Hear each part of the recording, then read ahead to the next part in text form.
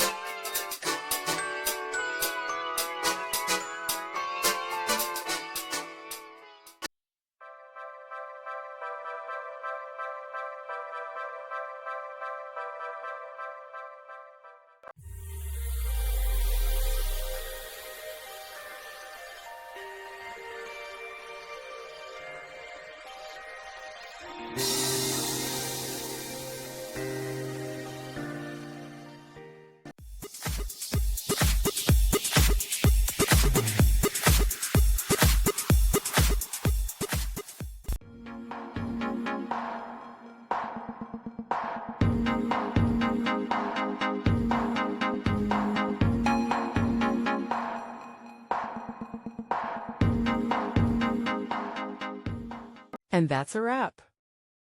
I hope you found the answer you were looking for. If you did, take a second to hit that subscribe button. It really helps out. And let me know in the comments which solution worked best for you. See you next time in the debug zone.